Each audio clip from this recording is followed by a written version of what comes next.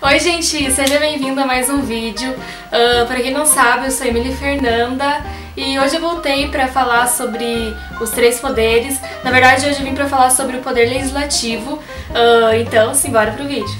O poder legislativo tem como objetivo representar o povo e como função principal ele tem o objetivo de criar leis, elaborar as leis que representam principalmente o povo, necessariamente o povo. E ele também tem uma função atípica, ou seja, uma função secundária, que é uma administração interna do seu próprio orçamento. E também como outra função atípica, ele tem o objetivo de julgar. Julgar quem? Julgar o poder executivo, ou seja, julgar o presidente da república que cometeu um crime de responsabilidade. Por exemplo, o processo de impeachment, né, que nós vivemos faz pouco tempo. Então, quem fez isso foi o poder legislativo com o poder executivo, que seria o presidente no caso. E quais são a composição desse poder? Nós temos então os deputados federais, os senadores, os deputados estaduais e os vereadores. E como se dá a organização desse poder? Nós temos três esferas: a esfera federal, a esfera estadual e a esfera municipal. Na esfera federal, nós temos o Congresso Nacional, que é aquele que se encontra lá em Brasília, e ele é representado por um sistema bicameral, ou seja, nós temos duas casas. Na primeira casa, nós temos o Senado Federal, que é representado pelos senadores, e ela também pode ser chamada como Câmara Alta. E na segunda casa, também pode ser chamada como Câmara Baixa, nós temos a Câmara dos Deputados, que pode ser representado pelos deputados federais. E sobre o mandato dos deputados federais são de 4 anos, sendo dos senadores de 8 anos. E como é feito o sistema eleitoral? O sistema eleitoral dos deputados federais é feito pelo sistema proporcional, ou seja, ele pode variar de 8 pessoas a 70, dependendo do número de pessoas que nós temos em cada estado. Então é feito um cálculo para deixar uma proporcionalidade dependendo do número de habitantes por estado.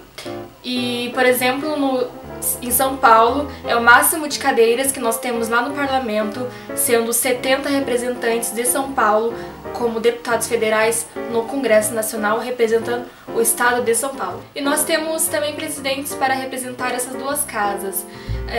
O presidente da Câmara dos Deputados é o presidente Rodrigo Maia, e o atual presidente dos senadores é o Renan Calheiros.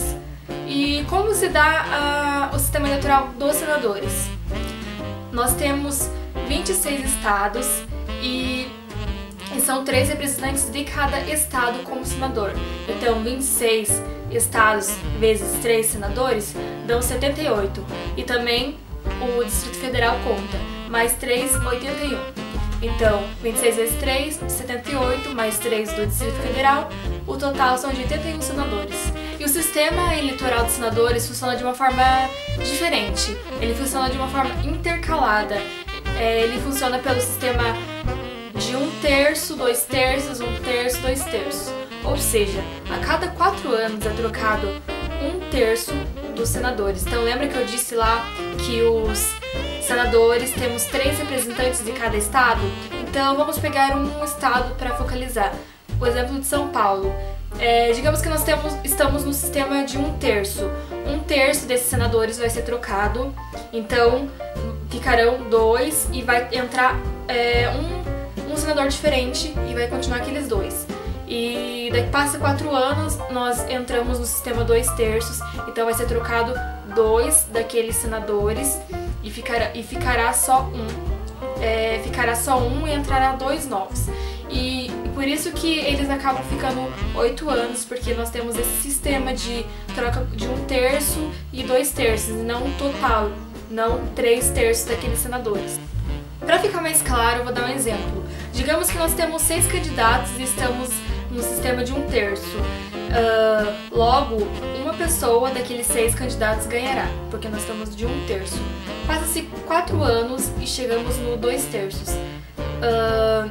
Digamos que nós temos 20 candidatos, logo 2 daqueles 20 candidatos ganharão e restarão então 18 ficarão de fora e 2 ganharão. Então, isso significa que o senador mais votado ganha a eleição. Sobre a esfera federal é isso. Agora, trazendo para a esfera estadual, nós temos as assembleias legislativas. Então, cada estado tem as suas assembleias. Aqui no meu caso, nós temos a Assembleia Legislativa do Paraná. E ela se encontra com 53 deputados estaduais e é representado pelo presidente da Câmara, o Ademar Traiano. E como funciona o mandato? O mandato, ele funciona pelo sistema proporcional, assim como os deputados da Câmara Federal, assim como os deputados na esfera federal. E eles têm um mandato de 4 anos. E agora, trazendo para a esfera municipal, nós temos a Câmara Municipal, que é representado pelos vereadores, e esses vereadores vão representar os seus municípios. E os seus mandatos são de 4 anos, e a eleição também é feita pelo sistema proporcional. Então, recapitulando, tanto os deputados federais quanto os deputados estaduais e quanto os vereadores são eleitos pelo sistema proporcional. Apenas os senadores são eleitos pelo aquele sistema de 1/3, 2/3. Os outros são feitos pelo sistema proporcional. Então, o poder legislativo é constituído por essas pessoas e por esse sistema de organização. Voltando para a esfera federal, agora eu vou falar um pouco sobre a forma de atuação. Lá, como nós temos 2 tipos de casas, então como que funciona para uma aprovação, para uma sanção de um projeto de lei? Por exemplo, nós temos duas nomenclaturas, que será a casa iniciadora e casa revisora. O que é isso e como funciona isso? Por exemplo, digamos que um senador ele inicia um projeto de lei. Então, isso chamará a casa iniciadora, porque foi o senador que iniciou esse projeto.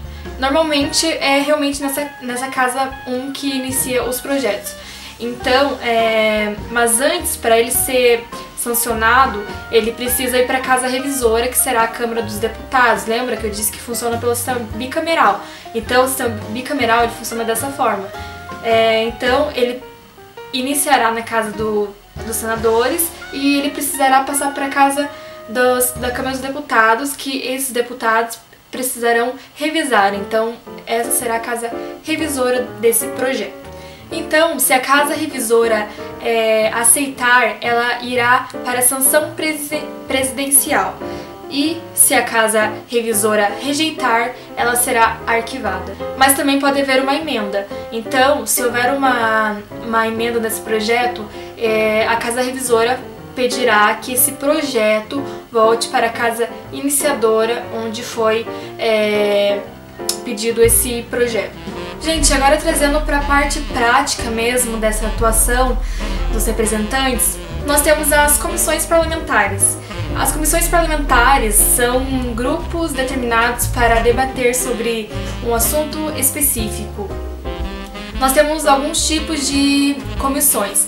Temos as permanentes. As permanentes, elas têm um caráter mais social, então esses assuntos precisam ser debatidos de tempo em tempo. Por exemplo, as comissões de agricultura, as comissões de ciência e tecnologia. Logo, também nós temos, já que nós temos as permanentes, também temos as temporárias. As temporárias, elas têm um tempo determinado para se cumprir. Então, os representantes, eles têm algum tempo para fazer com que aquela comissão, com aquele assunto, seja votado que sim ou que não, dependendo do tipo do assunto colocado em pauta. Também nós temos a CPI, que provavelmente você já deve ter ouvido falar, que são as comissões parlamentares de inquérito. elas são um instrumento democrático, né? E elas têm um caráter investigatório. Então, elas têm o objetivo de averiguar irregularidades no setor público. A CPI tem apenas o poder investigatório. E normalmente o prazo da CPI elas tem 120 dias para ser debatido e colocado para frente. E para que essa CPI ela realmente possa ser instaurada, é necessário que 1/3 ou da Câmara dos Deputados ou do Senado seja aprovado. Então 1/3 dos deputados ou dos senadores tem que fazer com que aquilo seja aprovado para que realmente vá adiante. E um exemplo que o Brasil presenciou é a CPI do Mensalão, a CPI da Petrobras é um exemplo de escândalo público. Também temos temáticas que são especializadas em determinados assuntos. Por exemplo,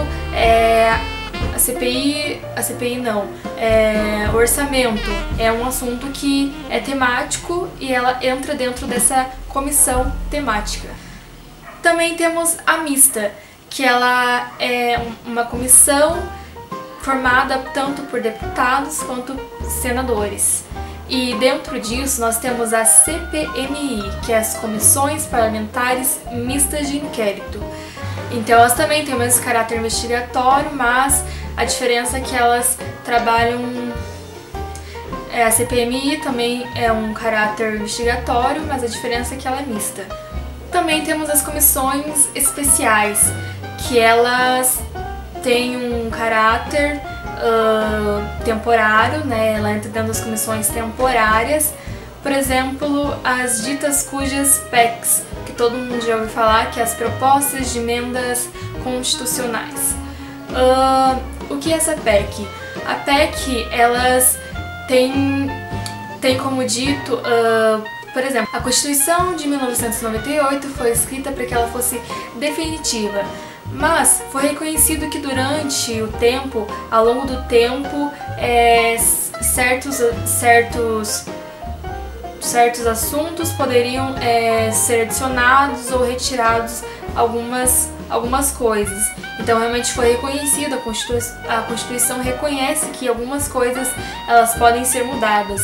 Então a PEC é essa proposta de emenda. Então logo nós podemos adicionar, nós não, né? Os representantes podem adicionar ou retirar algumas coisas, depende do assunto. Um exemplo é a PEC 241, que recentemente foi muito debatida, ou seja, foi congelado gastos públicos, né, com a educação, com a saúde, com as políticas sociais. Então, a PEC ela reconhece essa questão dessa mudança, que ela reconhece que pode ser adicionado, que pode ser tirado algumas coisas. Gente, então era isso. Eu realmente vim para falar sobre quem faz parte do Poder Legislativo, o que eles fazem, né, como eles trabalham.